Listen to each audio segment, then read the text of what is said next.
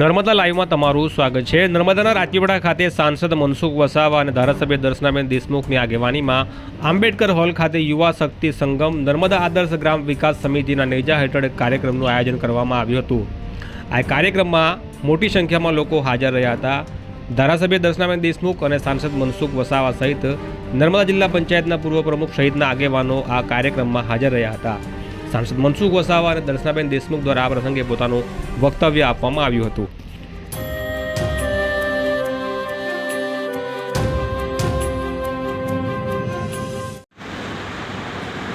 जे प्रश्न पूछा छोकराने जिल्लाનું શિક્ષણ કેવું છે તેમને આખો અભ્યાસ કર્યો ને કેવું શિક્ષણ હોવું જોઈએ વિદ્યાર્થીઓને કીધું કે તમારે આખું કેરિયર બનાવવું હોય તો કઈ રીતના મહેનત કરવી અને આ વાત આખો વિડિયો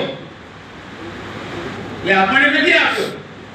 मोदी साहेब ना जे माणसो जे शिक्षण जगत સાથે જોડાયેલા હતા એ જિલ્લાના લોકોને કીધું કે આ સાહેબનો સંદેશો આખા જિલ્લામાં પહોંચવો જોઈએ। કે જે મોંગળા જે વાત કરી એ વાત આ તમે જો મોદી સાહેબ બે એંગલથી કામ કરી રહ્યા છે અને એને લઈને જિલ્લાના સંગઠન જે શિક્ષણ જગત સાથે જોડાયેલા શૈક્ષણિક સંસ્થાઓ છે સ્કૂલો છે બધાએ એમાં મહેનત કરી ના મહેનતનું પરિણામ આવ્યું ને कि कोई पण क्षेत्र તમે મહેનત કરો ને મહેનતનું પરિણામ આવે મહેનતનું પરિણામ આવે।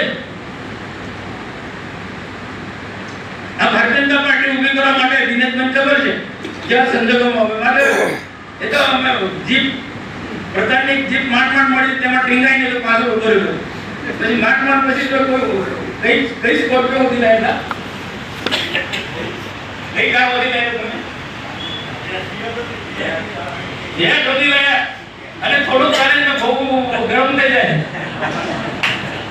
તો હું પછી બંધ ને હું ધક્કો મારું મને ડ્રાઇવિંગ આવડે ને એને જો હોશિયાર કે ડ્રાઇવિંગ પર બે મને ધક્કો મારે એનો સંઘર્ષ કરો મહેનત કરી અમે એ વખતે મેં નહોતું વિચાર્યું ધારાસભ્ય બની સંસદ સભ્ય બની એવું વિચાર્યું જ નથી પણ મહેનત કરીને મહેનત કરી એટલે એક રાજકીય ક્ષેત્ર હોય તમારે રાજકીય ક્ષેત્ર પણ કોઈ મંજિલ પર પહોંચવું છે તેના માટે તમારે મહેનત કરવી પડે ખાસ કરીને યુવાનોએ આ કુલદીપને તમે જો એવો એમને થોડા બેસી ગયા છે એના દાદા ને એના પિતાશ્રી ને એમનાથી શીખ્યા છે એમાંથી પ્રેરણા લીધી છે મારા દાદાએ કઈ રીતના સેવા કરી છે મારા પિતાએ કઈ રીતના સેવા કરી એમાં પ્રેરણા ને બાકીની રીતના પણ સેવા કરે તો આવા યુવાનો આપણે બધા ઉભા કરવાના ત્યારે બધા યુવાનો કામ કરે છે ત્યારે 2047 માં દેશ વિકસિત ભારત બનવાનો શિક્ષણ પર ખૂબ ભાર મૂકવો પડશે। દેશના પ્રધાનમંત્રી નરેન્દ્રભાઈ મોદી શિક્ષણ પર એટલા માટે ભાર મૂકે છે કે દેશનો સાચો વિકાસ એ શિક્ષણ છે ને આપણે પણ ખ્યાલ ભણેલો વિદ્યાર્થી અંગ્રેજી ગણિત સાથે ભણેલો વિદ્યાર્થી કોઈ પણ ક્ષેત્રમાં જશે પાછો પડે દીપકભાઈ પાછો પડે અંગ્રેજી ભણેલો યુવાન પાછો પડે ના પડે કર્ણાટકમાં જાય તો ત્યાં બી ફટાફટ અંગ્રેજી બોલી શકે ને ત્યાંની ભાષા જે સમજે તે ભાષામાં વાત કરે ને અમેરિકામાં ચાઇનામાં અમેરિકા ને ચાઇના જે ભાષા સમજે એ ભાષામાં વાત કરે કે ના કરે એ શિક્ષણમાં તાકાત છે ભાઈ એ અને એના માટે તો આપણે બધાએ મહેનત કરવી પડશે। मोदी साहेब 1.5 કલાક કે જો વિદ્યાર્થીઓનું માર્ગદર્શન આપ્યું આવું પરિણામ આપ્યું તો આવો થોડા આપણે ગામે ગામ આ પ્રકારનું આપણા ગામનું શિક્ષણ ઉઠાવવું છે આપણા ગામના આપણા તાલુકાના આપણા જિલ્લાના યુવાનોને ભણતા વિદ્યાર્થીને દીકરીઓને યોગ્ય શિક્ષણ મળે। અંગ્રેજી હું દર્શનાબેનને અમે ભારતીય જનતા પાર્ટીની સરકારમાં અમે મેડિકલ કોલેજ લઈએ છે પણ કેટલા લોકો મેડિકલ કોલેજમાં એડમિશન લે છે કોઈ અભ્યાસ કર્યો છે એક યુવાન તરીકે યુવાન આ તરફ દ્રષ્ટિ કરવી જોઈએ। इंजीनियरिंग कॉलेज जेके पढ़ाओ कृषि इंजीनियरिंग कॉलेज शंकरભાઈ દેદેજી પેલા પ્રિન્સિપલ ને પૂછ્યું 7 છોકરા છે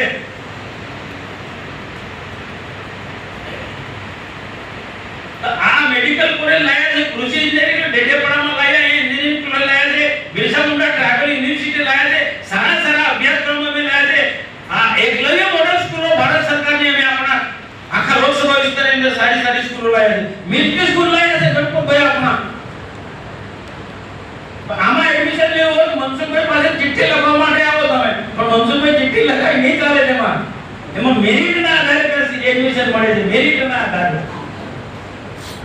આ પ્રકારનો આખા દેશ અને ગુજરાતમાં શિક્ષણ માટે, શિક્ષણનું સ્તર ઉપર લાવવા માટે બહુ મહેનત થઈ રહી છે. રાખી છે. દરેક સમાજની અલગ અલગ રીત રિવાજો હોય છે અને એ રીત રિવાજોને લઈને આપણે સૌ એમાં સમાજને સાથે રાખીને આપણે આપણું જીવન જીવતા હોય છે. તો પરંપરા હોય, પ્રવાસ હોય, પ્રગતિ હોય. પ્રગતિ ક્યારે થાય કે ધારો કે આપણે કોઈ ખેતી કરી રહ્યા છે તો જે જૂની પદ્ધતિ હતી ખેતીની એ પદ્ધતિ આપણે બદલી અને એમાં નવી ખેતીની પદ્ધતિ કરીએ અને એક નવી ખેતીની પદ્ધતિ પ્રમાણે આપણે આગળ વધીએ, જેથી કરીને આપણને આપણા ખેતીનો જે આપણું જે અનાજ પકવીએ છીએ એમાં પણ આપણી સારી વૃદ્ધિ થાય અને એમાં પણ સારી વૃદ્ધિ થાય એટલે આર્થિક રીતે આપણે ઓટોમેટિકલી આગળ આવતા હોઈએ છીએ. અને નવી ટેકનોલોજીનો મતલબ જ આ છે કે આપણે આપણા જીવનમાં જે જગ્યા પર કામ કરીએ છીએ એમાં આપણે જે ટેકનોલોજીના માધ્યમથી આગળ આવવાનું છે. આજે ભારત દેશ એ દિશામાં આગળ વધી રહ્યો છે, ધીરે ધીરે આગળ વધી રહ્યો છે. એવું કહેવાય કે વર્ષો પહેલા જે આપણે લોકો વિદેશની ધરતી પર આધારિત હતા, આજે આપણે ભારત દેશ વિદેશની ધરતી પર આધારિત નથી. કેમ? તો કે આપણા વડાપ્રધાન નરેન્દ્રભાઈ મોદીનું સ્વપ્ન છે કે આ ભારતને આત્મનિર્ભર બનાવવાનું. અને આત્મનિર્ભર ભારત ક્યારે બને કે જ્યારે આ દેશનો યુવાન, આ દેશની મહિલા, આ દેશની યુવતીઓ જ્યારે એ લોકો આગળ આવશે, આ દેશના ખેડૂતો જ્યારે એ લોકો પોતે આ નવી ટેકનોલોજીનો ઉપયોગ કરીને પોતે પોતાના ક્ષેત્રમાં જ્યારે આગળ આવશે તો જ ભારત આત્મનિર્ભર બની શકશે. આજે ભારતને આત્મનિર્ભર બનાવવા માટે આ દેશના, આ ગામના યુવાનો, યુવતીઓ અને મહિલાઓને, ખેડૂતોને આપણે આગળ લાવવાના છે અને એમના આત્મનિર્ભર બન્યા પછી આ દેશ આત્મનિર્ભર બની શકશે. અને એ દેશ જ્યારે આત્મનિર્ભર બનશે ત્યારે આજે આપણે યુવા સંગમ જે કરી રહ્યા છે એમાં આપણે ખરા ઉતરીશું. અને આ જે વિકાસની જે વાત લઈને આપણે ચાલીએ છીએ એ વિકાસની વાતમાં પણ ભારત દેશને આત્મનિર્ભર બનાવવાનું છે અને એના માટે આપણે બધાએ કમર કસવાની છે. દેશના સાથે સાથે આપણા વિસ્તારમાં જે પણ નાના મોટા કુરિવાજો હોય, અંધશ્રદ્ધાઓ હોય કે વ્યસનો હોય, એનાથી પણ આપણે આપણા સમાજને મુક્ત કરાવવાનું કામ અહીંયા બેઠેલા સર્વે લોકોએ કરવાનું છે.